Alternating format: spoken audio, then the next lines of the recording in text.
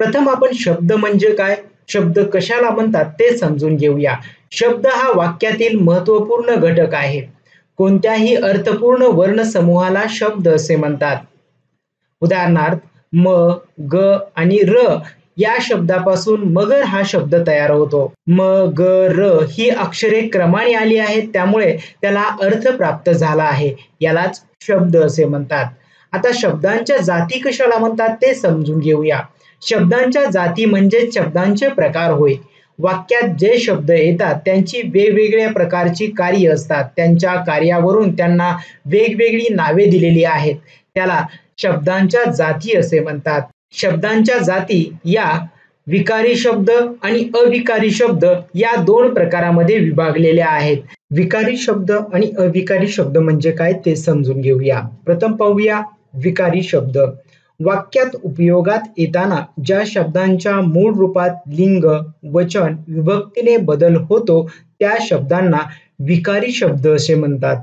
थोडक्यात विकारी म्हणजे बदल घडणारे.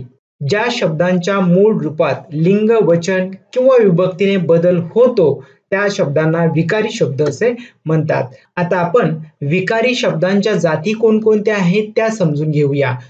एक, नाम, सर्वनाम, विशेषण, क्रियापद अशा या 4 शब्दांच्या विकारी शब्दांच्या जाती आहेत.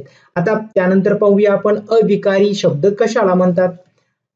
वाक्यात उपयोगात येताना ज्या शब्दांच्या मूळ रूपात लिंग, वचन, विभक्तीने बदल होत नाही त्या शब्दांना अविकारी शब्द असे म्हणतात. थोडक्यात अविकारी म्हणजे बदल न घडणारे. आता अविकारी शब्दांच्या जाती कोणकोणत्या आहेत त्या समजून घेऊया.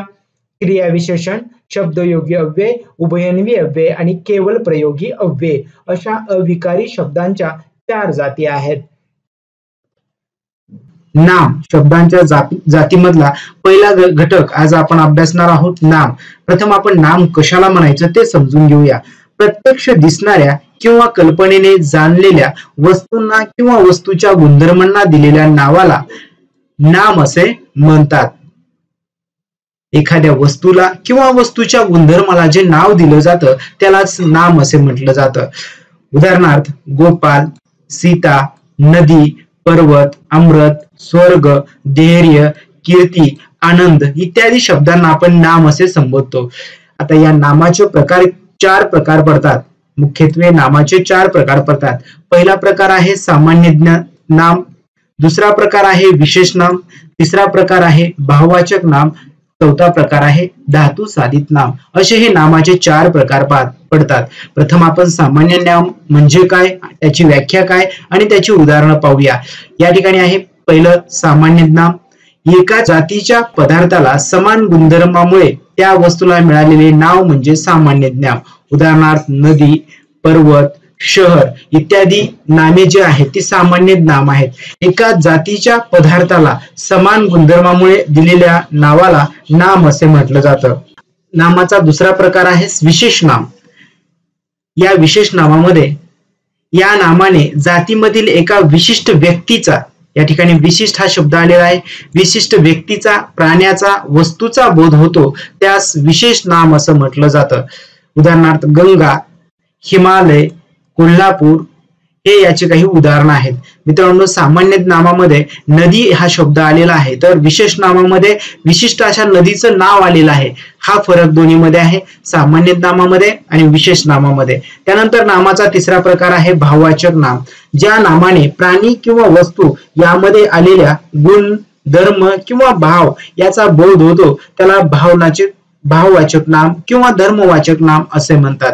भाववाचक नामालाच दुसरं नाव आहे धर्मवाचक नाम असंही म्हटलं जातं. या ठिकाणी तुम्ही पाहू शकता भाववाचक नाम किंवा धर्मवाचक नाम अशी याची नावं आहेत. ज्या नामामधून गुण, धर्म किंवा भाव याचा बोध होतो त्या नामालाच भाववाचक नाम असं म्हटलं जातं. उदाहरणार्थ पाटीलकी, गुलामगिरी, गोडवा हे जे शब्द आहेत हे भाववाचक नामाची उदाहरणं आहेत.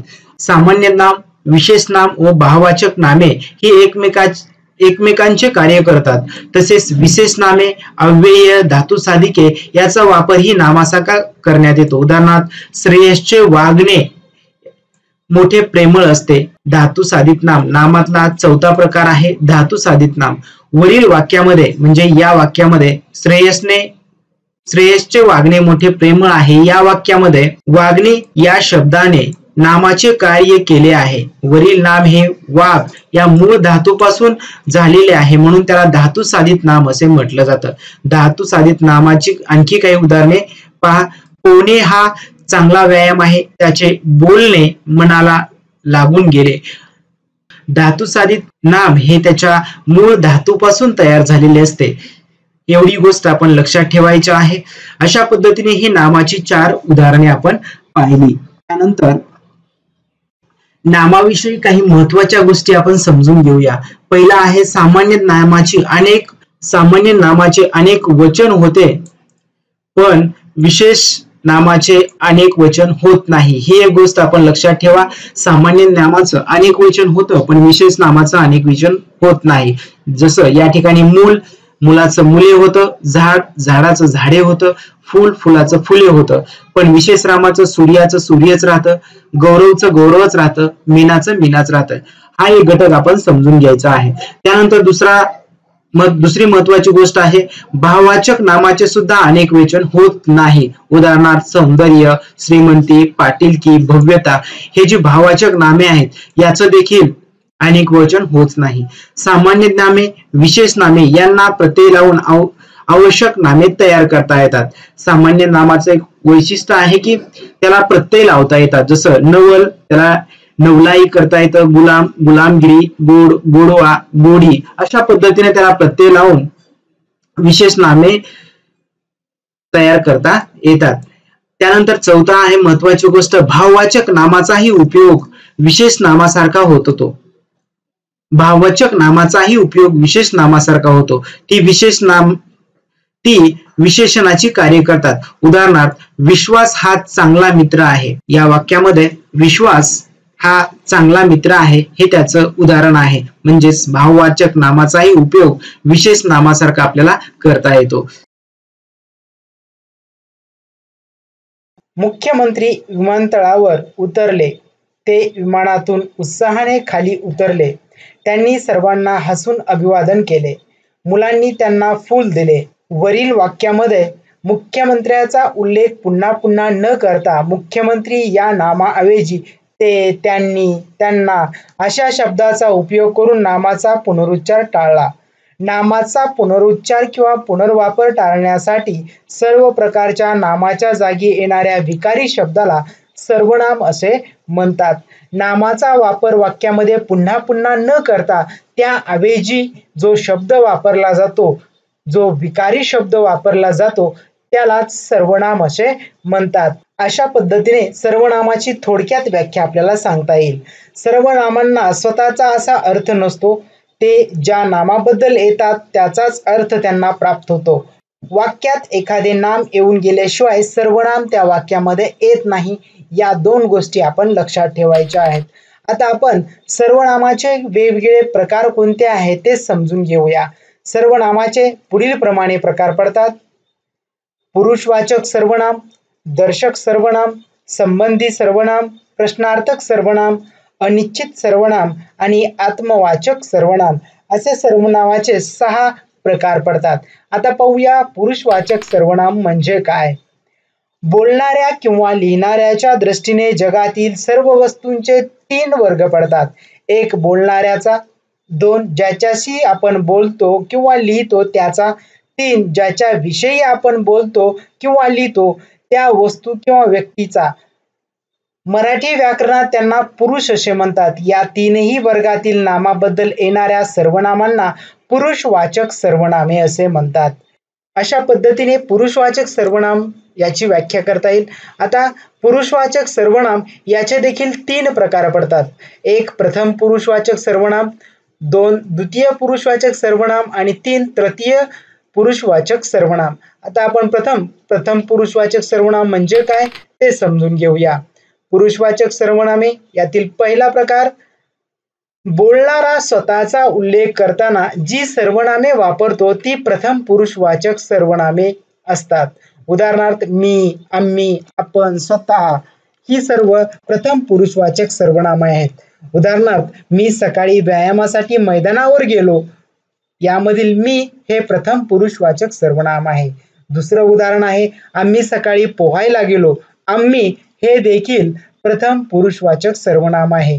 बोलणारा व्यक्ती स्वतःचा उल्लेख करण्यासाठी जी सर्वनामे वापरतो त्याला प्रथम वाचक सर्वनामे असे म्हणतात. एवढं एक वाक्य आपण लक्षात ठेवा. दुसरा प्रकार आहे तो द्वितीय पुरुषवाचक सर्वनामे. ज्याच्याशी बोलायचे त्याचा उल्लेख करताना जी सर्वनामे आपण वापरतो ती द्वितीय पुरुष सर्वनामे होत. उदाहरणार्थ, तू, तुम्ही, आपण, स्वतः ही सर्वनामे द्वितीय पुरुषवाचक सर्वनामे आहेत. उदाहरण पाहूया.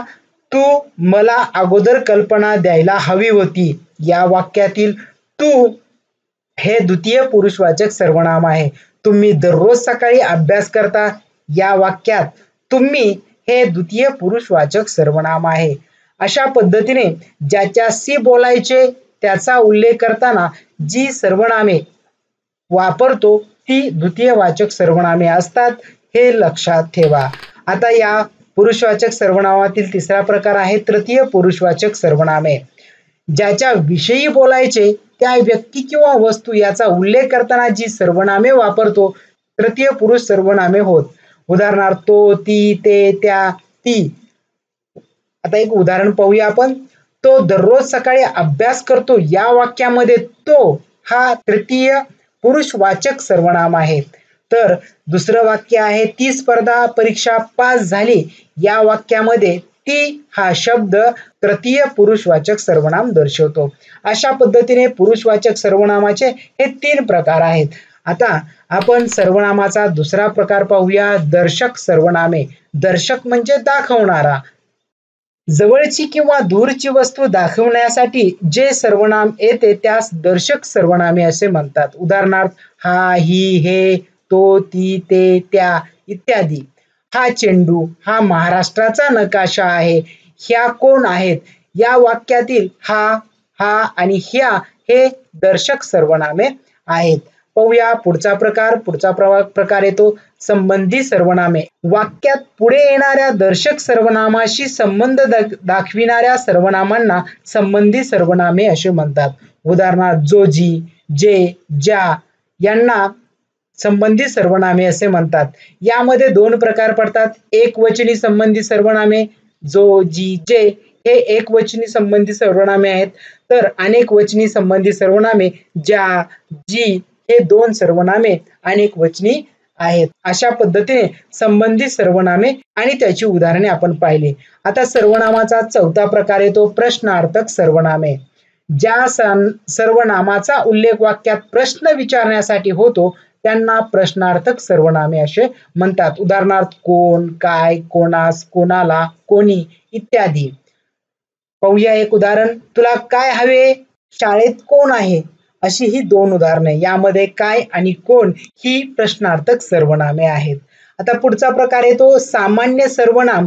यालाच अनिश्चित सर्वनाम असंही म्हटलं जातं. कोण, काय ही सर्वनामे वाक्यात प्रश्न विचारण्यासाठी न येता ती कोणत्या नामाबद्दल आली आहेत हे निश्चितपणे सांगता येत नाही तेव्हा त्यांना अनिश्चित सर्वनामे असे म्हणतात. उदाहरणार्थ, त्या पेटीत काय आहे? कोणी कोणास हसू नये. या 2 वाक्यात जर आपण विचार केला तर या ठिकाणी काय हे सर्वनाम अनिश्चित गोष्ट दाखवतं. त्या पेटीत काय आहे हे आपल्यालाही माहिती नाही. म्हणजे अनिश्चित गोष्ट दाखवण्यासाठी, अनिश्चित वस्तू दर्शवण्यासाठी या ठिकाणी वापरलेलं आहे. म्हणून ते सामान्य सर्वनाम किंवा अनिश्चित सर्वनाम आहे. 6वा प्रकार येतो आत्मवाचक सर्वनामे. आपण या सर्वनामाचा अर्थ जेव्हा स्वतः असा होतो तेव्हा ते आत्मवाचक सर्वनाम असते. याला स्वतः वाचक सर्वनाम असेही म्हणतात. उदाहरणार्थ, मी स्वतः त्याला पाहिले. तू स्वतः मोटार हाकशील का? 3, तो आपणहून माझ्याकडे आला. तुम्ही स्वतःला काय समजता? अशा पद्धतीने या वाक्यामध्ये स्वतः, आपण, स्वतः हे शब्द आत्मवाचक सर्वनामे आहेत. आता आपण थोडक्यात सर्वनामाचे प्रकार आणि त्यांची उदाहरणे पाहूया. मराठीत मूळ सर्वनामे 9 आहेत. मी, तू, तो, हा, जो, कोण, काय, आपण आणि स्वतः ही 9 मूळ सर्वनामे आहेत. पाहूया प्रथम पुरुषवाचक सर्वनामे. मी, आम्ही, तू, तुम्ही, तो, ती, ते, त्या आणि ती ही सगळी पुरुषवाचक सर्वनामे आहेत.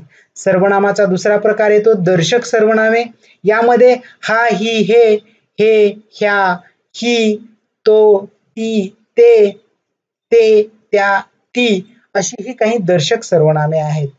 तिसरा प्रकार येतो संबंधी सर्वनामे. यामध्ये जो, जी, जे, ज्या, जी अशा पद्धतीची सर्वनामे ही संबंधी सर्वनामे असतात. चौथा प्रकार येतो प्रश्नार्थक सर्वनामे.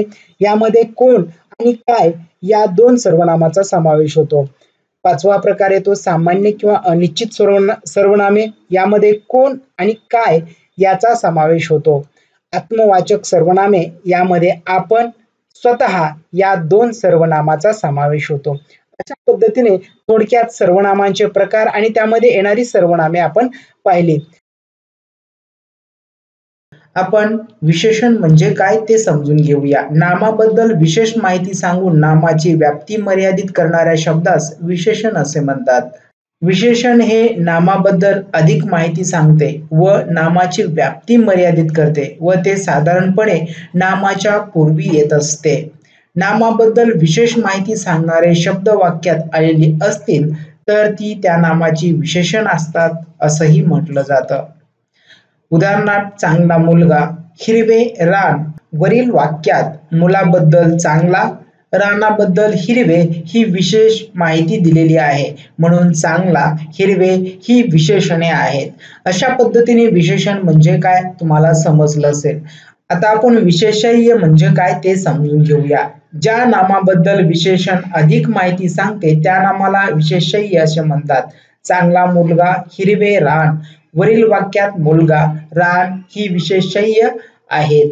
आपण या ठिकाणी काही तक्ता अभ्यासूया. विशेषण आणि विशेष्य कशा पद्धतीचे असतात.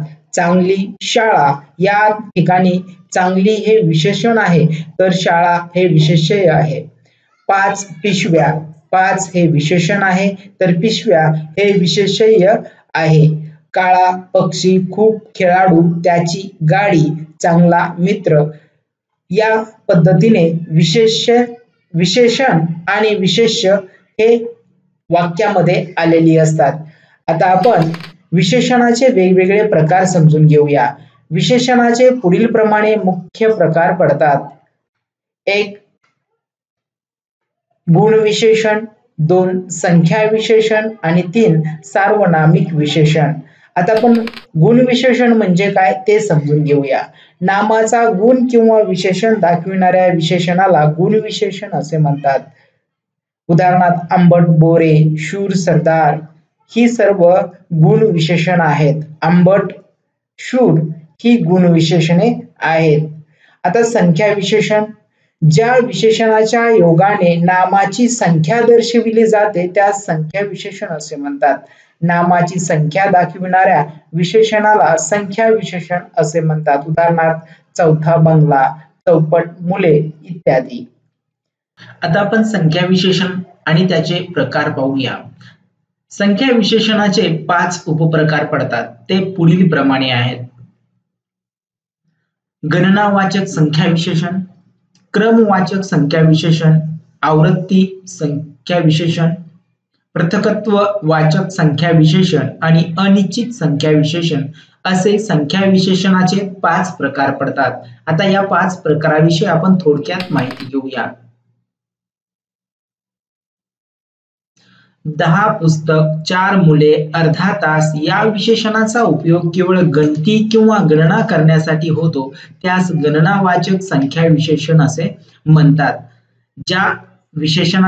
ज्या संख्यावाचक विशेषणाचा उपयोग केवळ गणती किंवा गणना म्हणजे मोजणे यासाठी केला जातो त्या विशेषणांना गणनावाचक संख्या विशेषण असे म्हणतात. दुसरा आहे क्रमवाचक संख्या विशेषण. पहिला वर्ग, दुसरा खेळाडू, तिसरा व्यक्ती, 10वा वर्ग ही विशेषणे वस्तूचा क्रम दाखवितात. अशा विशेषणांना क्रमवाचक संख्या विशेषण असे म्हणतात. तिसरा आहे आवृत्तीवाचक संख्या विशेषणे. चौपट माणसे, दसपट पैसे, दुहेरी रंग, द्विगुणित आनंद ही विशेषणे किती वेळा आवृत्ती झाली हे दाखवितात. त्यांना आवृत्तीवाचक संख्या विशेषणे असे म्हणतात. पुढचा प्रकार आहे पृथकत्व वाचक संख्या विशेषण. 1-1, 10-10, 7-7 ही विशेषणे वेगवेगळा असा बोध करून देतात. अशा विशेषणांना पृथकत्व वाचक संख्या विशेषणे असे म्हणतात. पुढचा प्रकार आहे अनिश्चित संख्या विशेषण. सर्व मुले, काही शाळा, थोडी मुले, इतर लोक ही संख्या विशेषणे निश्चित अशी संख्या दाखवत नाहीत, म्हणून त्यांना अनिश्चित संख्या विशेषणे असे म्हणतात. अशा पद्धतीने संख्या विशेषणाचे हे 5 प्रकार पडतात. सर्वनामापासून बनलेल्या अशा विशेषणांना सार्वनामिक विशेषणे किंवा सर्वनाम साधित विशेषणे असे म्हणतात. उदाहरणार्थ हा मनुष्य, तो पक्षी, तिच्या साड्या. नामे, सर्वनामे, धातुसाधिते व अव्ययसाधिते यांचा विशेषणासारखा वापर सार्वनामिक विशेषणामध्ये केला जातो. नाम साधित विशेषणे माझ्या भावाचे कापड दुकान आहे, माझा मित्र पुस्तक विक्रेता आहे. धातुसाधित विशेषणे हसरी मुलगी, पेटती ज्योत. अव्ययसाधित विशेषणे वरचा मजला, पुढची गल्ली. अशा पद्धतीने नामसाधित विशेषणे, धातुसाधित विशेषणे आणि अव्ययसाधित विशेषणे होतात. अशा पद्धतीने विशेषणाचे 3 प्रकार पाहिले.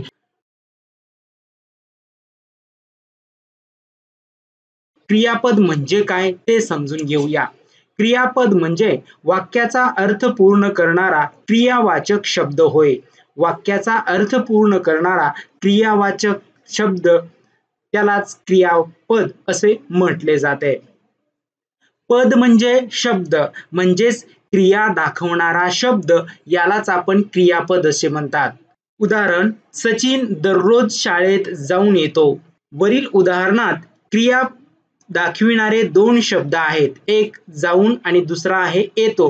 हे दोन्ही शब्द जाण्याची व येण्याची क्रिया दाखवितात, पण जाऊन या क्रियावाचक शब्दाने अर्थ पूर्ण होत नाही, म्हणून वरील वाक्यात येतो हे क्रियापद आहे. आता आपण क्रियापदाचे कोणकोणते प्रकार आहेत त्याविषयीची माहिती पाहूया. क्रियापदाचे प्रकार हे 2 भागामध्ये विभागलेले आहेत. पहिला विभाग येतो तो म्हणजे क्रियापदाचे मुख्य प्रकार आणि दुसरा विभाग येतो क्रियापदाचे इतर प्रकार. प्रथम आपण क्रियापदाचे मुख्य प्रकार कोणकोणते आहेत ते समजून घेऊया. सकर्मक क्रियापद आणि अकर्मक क्रियापद हे क्रियापदाचे मुख्य 2 प्रकार आहेत. तर क्रियापदाचे इतर प्रकार यामध्ये संयुक्त क्रियापदे, सहाय्य क्रियापदे आणि क्रियापदाचे काही इतर प्रकार जे आपण व्हिडिओमध्ये पुढे पाहणार आहोत. अशा पद्धतीचे काही क्रियापदाचे मुख्य प्रकार दिलेले आहेत. आता आपण सकर्मक क्रियापद म्हणजे काय ते समजून घेऊया. ज्या क्रियापदाचा अर्थ पूर्ण होण्यास कर्माची जरुरी असते त्यास सकर्मक क्रियापद असे म्हणतात. उदाहरणार्थ, श्रीयश निबंध लिहितो, गौरी लाडू खाते. या दोन्ही वाक्यामध्ये कर्म दिलेलं आहे, ज्यामध्ये पहिल्या वाक्यामध्ये निबंध हे कर्म आहे तर दुसऱ्या वाक्यामध्ये लाडू हे कर्म आहे. ज्या क्रियापदाचा अर्थ पूर्ण होण्यास कर्माची आवश्यकता किंवा गरज असते त्यास आपण सकर्मक क्रियापद असे म्हणतो. लिहितो, खातो या क्रियापदाचा अर्थ पूर्ण होण्यासाठी अनुक्रमे निबंध व लाडू या कर्माची गरज आहे. वरील वाक्यात लिहितो व खाते ही सकर्मक क्रियापदे आहेत. थोडक्यात एक गोष्ट लक्षात ठेवा, क्रियापदाचा अर्थ पूर्ण होण्यासाठी जर त्या वाक्यामध्ये कर्म असेल तर ते सकर्मक क्रियापद होते. आता क्रियापदाचा दुसरा प्रकार पाहूया, अकर्मक क्रियापद. कर्त्यापासून निघालेली क्रिया कर्त्यापाशीच थांबत असेल तर त्या क्रियापदास अकर्मक क्रियापद असे म्हणतात. वाक्यामध्ये एखादी क्रिया असेल आणि ती क्रिया जर कर्त्यापासून निघून कर्त्यापाशीच थांबत असेल किंवा पूर्ण होत असेल तर त्यास अकर्मक क्रियापद असे म्हणतात. उदाहरणार्थ, 1. मी रस्त्यात पडलो. 2. सुनील उद्या कोल्हापूरला जाईल. पहिल्या वाक्यात पडण्याची क्रिया कर्त्यावरच घडते. दुसऱ्या वाक्यात ही जाण्याची क्रिया सुनील म्हणजेच कर्ता वरच घडते. ज्या वाक्यात क्रिया कर्त्यावर घडते त्या वाक्यात कर्म नसते. हे एक महत्वाचं वाक्य आहे. ज्या वाक्यात कर्त्यावरच क्रिया घडते त्या वाक्यामध्ये कर्म आलेलं नसतं आणि अशा वाक्यात आलेल्या क्रियापदाला आपण अकर्मक क्रियापद असे म्हणतो. आता आपण धातू म्हणजे काय ते समजून घेऊया. क्रियापदातील प्रत्ययरहित मूळ शब्दाला धातू असे म्हणतात. उदाहरणार्थ खेळ हा मूळ धातू, तो हा प्रत्यय लावून खेळतो क्रियापदाचे रूप बनते. तसेच खेळणे, खेळताना, खेळणारा अशा प्रकारची क्रियादर्शक रूपेही तयार होतात, पण ती वाक्याचा अर्थ पूर्ण करू शकत नाहीत.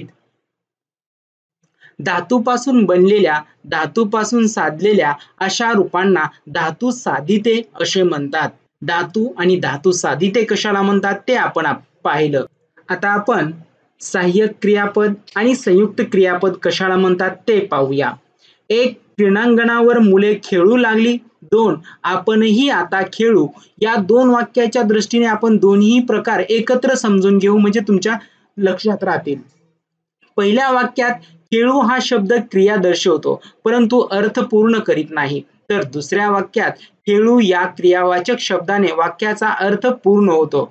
तर पहिल्या वाक्यात खेळू लागली या संयुक्त शब्दास खेळू हे धातू साधित असून लागली या क्रियावाचक शब्दाने खेळ या क्रियापदाचे रूप बनविण्यास सहाय्य केले, म्हणून लागली हे सहाय्यक क्रियापद आहे.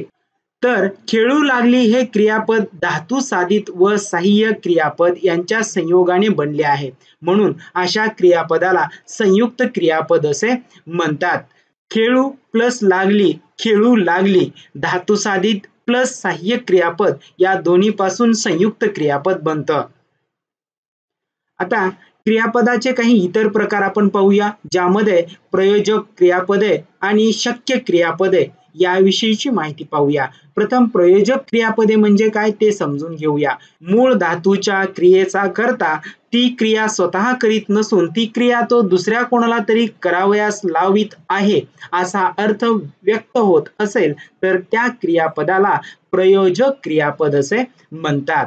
उदाहरणार्थ आई त्या मुलाला हसविते, रमेश मुलाला रडवितो. या वाक्यामध्ये हसविते आणि रडवितो ही क्रियापदे प्रयोजक क्रियापदे आहेत. आता आपण क्रियापदाचे इतर प्रकार यामधला जो दुसरा प्रकार आहे शक्य क्रियापदे तो पाहूया. जेव्हा क्रियापदावरून कर्त्याला ती क्रिया करणे शक्य आहे असा अर्थ व्यक्त होतो तेव्हा अशा वेळी त्यांना शक्य क्रियापदे असे म्हणतात. उदाहरणार्थ मला आता काम करवते, मला दररोज 5 किलोमीटर चालवते.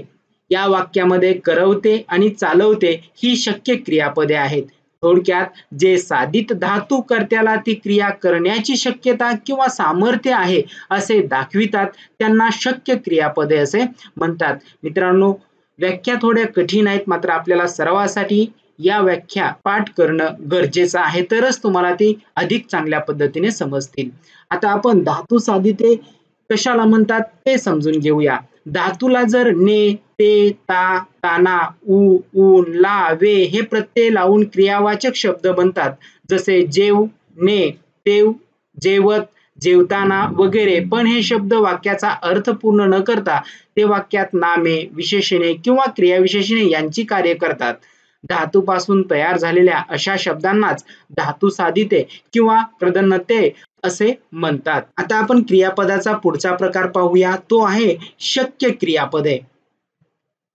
जेव्हा एखाद्या वाक्यात आपल्याला क्रियापद दिसत नाही परंतु ते आपण जाणतो अशा गुप्त क्रियापदास अध्याहर्थ किंवा गुप्त क्रियापद असे म्हणतात. उदाहरणार्थ ग्रंथ हेच गुरु, आरोग्य हीच संपत्ती. आपणास माहिती आहे का, लिंग, वचन किंवा विभक्ती यामुळे त्या शब्दांच्या रूपात बदल होत नाही. याला व्याकरणात अविकारी शब्द असे म्हणतात. यांनाच अव्यय न बदलणारी असेही म्हणतात. अविकारी शब्द हे क्रियाविशेषण अव्यय, शब्दयोगी अव्यय, उभयनिमी अव्यय आणि केवल प्रयोगी अव्यय असतात. आता क्रियाविशेषण अव्यय या घटकाविषयी आपण या पुढील व्हिडिओमध्ये माहिती घेणार आहोत. क्रियापदाबद्दल विशेष माहिती सांगून जी अविकारी राहतात त्यांना क्रियाविशेषण अव्यय असे म्हणतात. ही झाली क्रियाविशेषण अव्ययाची व्याख्या. क्रियापदाबद्दल विशेष माहिती सांगून जी अविकारी राहतात त्यांना मराठी व्याकरणामध्ये क्रियाविशेषण अव्यय असे म्हणतात. उदाहरणार्थ, 1 गणेश मोठ्याने बोलतो, 2 राधिका मोठ्याने बोलते, 3 ते मोठ्याने बोलतात. या 3 वाक्याचं नीट निरीक्षण करा. वरील तिन्ही वाक्यात कर्त्याचे लिंग वचन बदलले तरी बोलतो या क्रियापदाबद्दल माहिती देणारा शब्द मोठ्याने तसाच राहिला, यालाच क्रियाविशेषण असे म्हणतात. वरील 3 उदाहरणामध्ये सुरुवातीला कर्ता गणेश, दुसऱ्या वाक्यामध्ये राधिका, तिसऱ्या वाक्यामध्ये ते, अशा पद्धतीने कर्ता बदलला तरी विशेषणाबद्दल माहिती देणारा शब्द मोठ्याने हाच राहिलेला आहे. अशा शब्दांना क्रियाविशेषण अव्यय असे म्हणतात. आता क्रियाविशेषण अव्ययाचे प्रकार पाहूया. क्रियाविशेषण अव्ययाचे कालवाचक क्रियाविशेषण अव्यय, स्थलवाचक क्रियाविशेषण अव्यय, रीतिवाचक क्रियाविशेषण अव्यय आणि संख्यावाचक किंवा परिणामवाचक क्रियाविशेषण अव्यय असे 4 प्रकार पडतात. आता पहिला प्रकार पाहूया. कालवाचक क्रियाविशेषण अव्यय कशाला म्हणतात? जी अव्यय क्रिया घडण्याची वेळ किंवा काळ दाखवितात त्यांना कालवाचक क्रियाविशेषण अव्यय असे म्हणतात. उदाहरणार्थ, राकेश परवा जाईल. परवा या शब्दावरून क्रियेचा काळ दिसून येतो. उदाहरणार्थ, सध्या, उद्या, तूर्त, परवा, पूर्वी, सर्वदा, वारंवार, फिरून, सालोसाल इत्यादी शब्द हे कालवाचक क्रियाविशेषण अव्यय आहेत. पाहूया क्रियाविशेषण अव्ययाचा दुसरा प्रकार, स्थलवाचक क्रियाविशेषण अव्यय कशाला म्हणतात ते अगोदर पाहूया. जी अव्यय क्रिया घडण्याचे स्थळ किंवा ठिकाण दाखवितात त्यांना स्थलवाचक क्रियाविशेषण अव्यय असे म्हणतात. उदाहरणार्थ, नदीच्या अलीकडे गाव आहे. अलीकडे या शब्दावरून स्थळ किंवा ठिकाणाचा बोध होतो. तेथे, जेथे, येथे, खाली, वर, कोठे, अलीकडे, पलीकडे, सभोवार, पुढे, मागे, इकडे, तिकडे, तेथून, मागून, पुढून, इकडून, तिकडून, वरून, खालून, दुरून, लांबून इत्यादी स्थलवाचक क्रियाविशेषण अव्यय आहेत. पाहूया पुढचा प्रकार. पुढचा प्रकार आहे रीतिवाचक क्रियाविशेषण अव्यय. वाक्यात जी अव्यय क्रिया घडण्याची रीत किंवा क्रिया कशी घडते हे दाखविले जाते त्यास रीतिवाचक क्रियाविशेषण अव्यय असे म्हणतात. उदाहरणार्थ, महेश उभ्याने गटागटा पाणी पितो. पाणी पिण्याची क्रिया कशी घडते याचे उत्तर गटागटा या शब्दातून मिळते. म्हणून गटागटा हा शब्द रीतिवाचक क्रियाविशेषण अव्यय आहे. वाक्यामध्ये क्रिया किंवा रीत कशा प्रकारे घडली हे दर्शविणाऱ्या शब्दाला रीतिवाचक क्रियाविशेषण अव्यय असे म्हणतात. उदाहरणार्थ, कसे, तसे, व्यर्थ, फुकट, मुद्दाम, हळू, सावकाश, जलद, उगीच, झटकन, पटकन, गटगट, पटपट, भरभर इत्यादी शब्दांना रीतिवाचक क्रियाविशेषण अव्यय असे म्हणतात. आता आपण संख्यावाचक किंवा परिणामवाचक क्रियाविशेषण अव्यय कशाला म्हणतात ते समजून घेऊया. जी अव्यय क्रिया किती वेळा घडली किंवा क्रियेचा परिणाम दाखवितात त्यांना संख्यावाचक किंवा परिणामवाचक क्रियाविशेषण अव्यय असे म्हणतात. उदाहरणार्थ, आम्ही भरपूर पाणी प्यालो. वरील वाक्यात पाणी किती पिले याचे उत्तर मिळते. उदाहरणार्थ, नेहमी, भरपूर, अनेकदा, किंचित, काहीसा, थोडा, क्वचित, अत्यंत, अगदी, भरपूर, अतिशय, मुळीच, बिलकुल, मोजके, बहुत, पूर्ण, थोडा इत्यादी शब्द संख्यावाचक किंवा परिणामवाचक क्रियाविशेषण अव्यय आहेत. आता आपण थोडक्यात क्रियाविशेषण अव्ययाचे प्रकार समजून घेऊया. क्रियाविशेषण अव्ययाचे 4 प्रकार आहेत. पहिला आहे कालवाचक क्रियाविशेषण अव्यय, दुसरा आहे स्थलवाचक क्रियाविशेषण अव्यय, तिसरा आहे रीतिवाचक क्रियाविशेषण अव्यय आणि चौथा आहे संख्यावाचक किंवा परिणामवाचक क्रियाविशेषण अव्यय. आता कालवाचक क्रियाविशेषण अव्ययामध्ये पुढील विभाग पडतात. एक, कालदर्शक, ज्यामध्ये सध्या, तूर्त, हल्ली, उद्या, परवा, लगेच, पूर्वी, मागे, आत्ता आधी या क्रियाविशेषण अव्ययाचा समावेश होतो. दुसरा आहे सातत्यदर्शक, नेहमी, सत्य, सदा, सर्वदा, सतत, अद्यापि, आजकाल हे शब्द सातत्यदर्शक कालवाचक क्रियाविशेषण आहेत. पुढचा प्रकार आहे तो आवृत्तीदर्शक, पुन्हा पुन्हा, दररोज, वारंवार, सालोसाल, क्षणोक्षणी या 3 प्रकारामध्ये कालवाचक क्रियाविशेषण अव्यय विभागलेले आहेत. आता पुढचा स्थलवाचक क्रियाविशेषण अव्यय. यामध्ये स्थितीदर्शक स्थलवाचक क्रियाविशेषण अव्यय येथे, तेथे, जेथे, खाली, वर, कोठे, मध्ये, अलीकडे, पलीकडे, मागे, पुढे, सभोवार या क्रियाविशेषणाचा वापर स्थितीदर्शक स्थलवाचक क्रियाविशेषण अव्ययामध्ये होतो. दुसरा प्रकार आहे गतिदर्शक. इकडून तिकडून, दूर, लांब, तेथून, मागून, पुढून, वरून, खालून अशा क्रियाविशेषण अव्ययाचा समावेश गतिदर्शक स्थलवाचक क्रियाविशेषण अव्यय यामध्ये होतो. तर रीतिवाचक क्रियाविशेषण अव्ययामध्ये 3 प्रकार आहेत. प्रकारदर्शक, अनुकरणदर्शक आणि निश्चयार्थक रीतिवाचक क्रियाविशेषण अव्यय. आता प्रथम प्रकारदर्शक पाहूया. असे, कसे, तसे, आपोआप, मुद्दाम, हळू, सावकाश, जलद यांचा समावेश होतो. तर अनुकरण दर्शक यामध्ये झटकन, पटकन, पटपट, गरगर, चमचम आणि भराभर या क्रियाविशेषण अव्ययाचा समावेश होतो. तर निश्चयार्थक रीतिवाचक क्रियाविशेषण अव्यय यामध्ये खचित आणि खरोखर या 2 क्रियाविशेषण अव्ययाचा समावेश होतो. आणि शेवटचा प्रकार आहे संख्यावाचक किंवा परिणामवाचक क्रियाविशेषण अव्यय. यामध्ये किंचित, जरा, काहीसा, थोडा, क्वचित, अत्यंत, अगदी, बिलकुल, भरपूर, बहुत, अतिशय, मोजके, पूर्ण या क्रियाविशेषण अव्ययाचा समावेश होतो. आपण याचा स्क्रीनशॉट काढून घेऊ शकता. सर्व क्रियाविशेषण अव्ययाचे थोडक्यात माहिती आपण. शब्दांना जोडून येणाऱ्या अविकारी शब्दांना शब्दयोगी अव्यय असे म्हणतात. शब्दयोगी अव्यय स्वतंत्र येत नाहीत. शब्दयोगी अव्यय ही मूळची क्रियाविशेषणच असतात. शब्दाला जोडून आल्यास शब्दयोगी अव्यय तयार होतात. शब्दयोगी अव्यय ही स्वतंत्र वाक्यामध्ये येत नसून ती क्रियाविशेषणासोबत आलेली असतात. शब्दांना जोडून आल्यास त्यांना शब्दयोगी अव्यय असे म्हणतात. शब्दयोगी अव्ययाचं उदाहरण पाहूया, म्हणजे आपल्याला हे चांगल्या पद्धतीने लक्षात येईल. पक्षी झाडावर बसला हे वाक्य पहा. या वाक्यामध्ये वरील वाक्यात झाड हे सामान्य नाम असून त्याचे सामान्य रूप झाडा असे झाले, तर वर हे मूळ क्रियाविशेषण शब्दाला जोडून आल्याने हे शब्दयोगी अव्यय झाले आहे. वरील वाक्यामध्ये झाडावर वर हा शब्द शब्दयोगी अव्यय आहे. अशा पद्धतीने शब्दयोगी अव्यय आणि त्याचं उदाहरण आपण पाहिलं. मागे, पुढे, वर, समोर, पूर्वी, जवळ, नंतर, मध्ये, पुढे, पर्यंत, बाहेर, समक्ष, विषयी, सारख्या, निमित्त, वाचून, मागे, संगे, पोटी, पैकी, खालून, ठाई, खाली इत्यादी सारखे शब्द शब्दाला जोडून येतात तेव्हा ती शब्दयोगी अव्ययाचे कार्य करत असतात. सुरुवातीला उभयान्वी अव्यय म्हणजे काय ते समजून घेऊया. उभय म्हणजे दोन वाक्यात किंवा अधिक शब्द किंवा वाक्य जोडणाऱ्या अविकारी शब्दांना उभयान्वी अव्यय असे म्हणतात.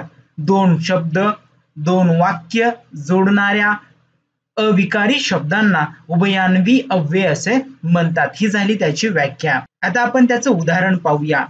1 पहाट झाली आणि रस्त्यावर माणसे धावू लागली. 2 4 किंवा 5 मुले बसली. या 2 वाक्यामध्ये पहिल्या वाक्यामध्ये आणि या अविकारी शब्दाने 2 वाक्य जोडलेले आहेत, तर दुसऱ्या उदाहरणामध्ये 4 5 या शब्दांना किंवा या अविकारी शब्दांना जोडलेलं आहे, म्हणून हे 2 उभयान्वी अव्यय आहेत. आता आपण उभयान्वी अव्ययाचे प्रकार कोणकोणते आहेत ते समजून घेऊया. मुख्य 2 प्रकार पडतात. एक प्रधानत्व सूचक उभयान्वी अव्यय आणि दुसरं आहे गौणत्व सूचक उभयान्वी अव्यय. प्रधानत्व सूचक उभयान्वी याचे परत काही प्रकार पडतात. एक समुच्चय बोधक उभयान्वी अव्यय, विकल्प बोधक उभयान्वी अव्यय, 3 न्यूनत्व बोधक उभयान्वी अव्यय आणि 4 परिणाम बोधक उभयान्वी अव्यय. तर गौणत्व सूचक उभयान्वी अव्ययाचे स्वरूप बोधक उभयान्वी अव्यय, कारण बोधक उभयान्वी अव्यय, उद्देश बोधक उभयान्वी अव्यय आणि संकेत बोधक उभयान्वी अव्यय असे वेगवेगळे प्रकार पडतात. आता आपण प्रथम प्रधान सूचक उभयान्वी अव्यय म्हणजे काय ते समजून घेऊया. या अव्ययांनी जोडलेली वाक्य एकमेकावर अवलंबून न राहता स्वतंत्र असतात. उदाहरणार्थ, प्रशांत सकाळी उठला आणि शाळेत गेला. आणि, व, अन, अथवा, किंवा, वा, परंतु, म्हणून, सबब इत्यादी शब्दांचा वापर प्रधानत्व सूचक उभयान्वी अव्ययामध्ये केला जातो. आता यामधला पहिला प्रकार पाहूया, समुच्चय बोधक उभयान्वी अव्यय. आणि, व, अन, न, नी शिवाय आणखी, अनेक ही अव्यये पहिल्या विधानात आणखी भर घालतात. राजाने इशारा केला अन सैन्य शत्रूवर तुटून पडले. या वाक्यामध्ये अन हे समुच्चय बोधक उभयान्वी अव्यय आहे. यामध्ये आणि, व, अन, न, नी शिवाय आणखी, आणि ही अव्यये येतात आणि विशेष म्हणजे ही अव्यये पहिल्या विधानात आणखी भर घालतात. आता दुसरा प्रकार पाहूया, विकल्प बोधक उभयान्वी अव्यय. अथवा, वा, किंवा, की ही विकल्प बोधक उभयान्वी अव्यय असून दोन्ही पैकी एकाची निवड दर्शवितात. उदाहरणार्थ, आपण चहा घेणार की कॉफी घेणार. या वाक्यामध्ये विकल्प बोधक उभयान्वी अव्ययामध्ये विकल्प बोधक म्हणजे हे किंवा हे अशा पद्धतीचा विकल्प दिलेला असतो. हे आपण लक्षात ठेवा. पुढचा प्रकार येतो न्यूनत्व बोधक उभयान्वी अव्यय. पण, परंतु, परी, बाकी, किंतु, तरी ही न्यूनत्व बोधक उभयान्वी अव्यय असून पहिल्या वाक्यात उणीव किंवा दोष, कमीपणा असल्याचे दर्शवितात. उदाहरण पाहूया, मरावे परी कीर्तिरूपी उरावे. या वाक्यामध्ये परी हा शब्द न्यूनत्व बोधक उभयान्वी अव्यय आहे. पाहूया पुढचा प्रकार आहे परिणाम बोधक उभयान्वी अव्यय. म्हणून, सबब, यास्तव, तेव्हा, तस्मात, अतएव ही परिणाम बोधक उभयान्वी अव्यय आहेत. याद्वारे दुसरे वाक्य पहिल्या वाक्याचा परिणाम दाखवते. उदाहरण पाहूया, गौरीने मनापासून अभ्यास केला म्हणून तिला यश मिळाले. या वाक्यामध्ये म्हणून हा शब्द परिणाम बोधक उभयान्वी अव्यय आहे. आता आपण गौणत्व सूचक उभयान्वी अव्यय समजून घेऊया. एक प्रधान वाक्य व त्यावर अवलंबून असणारे दुसरे गौण वाक्य असेल तर त्यास गौणत्व दर्शक उभयान्वी अव्यय असे म्हणतात. उदाहरणार्थ, पोलिसांनी चोरास पकडले कारण त्याने चोरी केली होती. आता यामधला पहिला प्रकार पाहूया, स्वरूप बोधक उभयान्वी अव्यय. या अव्ययावरून प्रधान वाक्यांचे स्वरूप गौण वाक्यावरून समजते. उदाहरणार्थ, म्हणजे की, म्हणून, जे या शब्दांचा वापर स्वरूप बोधक उभयान्वी अव्ययामध्ये केला जातो. 2 डझन म्हणजे 24 वस्तू. या वाक्यामध्ये म्हणजे हा शब्द स्वरूप बोधक उभयान्वी अव्यय आहे. पाहूया पुढचा प्रकार, कारण बोधक उभयान्वी अव्यय. कारण, का, की ही कारण बोधक उभयान्वी अव्यय असून यामुळे प्रधान वाक्याचे कारण हे गौण वाक्य असते हे समजते. उदाहरण, मला माझ्या देशाचा अभिमान वाटतो कारण, का, की ही माझी मायभूमी आहे. या वाक्यामध्ये का, की हे अविकारी शब्द कारणबोधक उभयान्वी अव्यय आहेत. पुढचा प्रकार आहे उद्देशबोधक उभयान्वी अव्यय. म्हणून, सबब, यास्तव, कारण की ही उद्देश बोधक उभयान्वी अव्यय असून याद्वारे गौण वाक्य हे प्रधान वाक्याचा उद्देश किंवा हेतू दर्शवते. उदाहरणार्थ, त्याला नोकरी मिळावी म्हणून तो शहरात राहायला आला. या वाक्यामध्ये म्हणून हा उद्देश बोधक उभयान्वी अव्यय आहे. पाहूया पुढचा प्रकार, संकेत बोधक उभयान्वी अव्यय. संकेत या शब्दाचा अर्थ अट असा असून जर, तर, जरी, तरी, ज्याला, त्याला, म्हणजे, की ही संकेत बोधक उभयान्वी अव्यय आहेत. उदाहरणार्थ, गरजेल तो पडेल काय. या वाक्यामध्ये तो हा शब्द संकेत बोधक उभयान्वी अव्यय आहे. केवल प्रयोगी अव्यय कशाला म्हणतात? मनातील आनंदाच्या, दुःखाच्या, आश्चर्याच्या, तिरस्काराच्या इत्यादी उत्कट भावना व्यक्त करणाऱ्या अविकारी शब्दाला केवल प्रयोगी अव्यय असे म्हणतात. आनंदाच्या, दुःखाच्या, आश्चर्याच्या, तिरस्काराच्या उत्कट भावना व्यक्त करणाऱ्या शब्दांना केवल प्रयोगी अव्यय असे म्हणतात.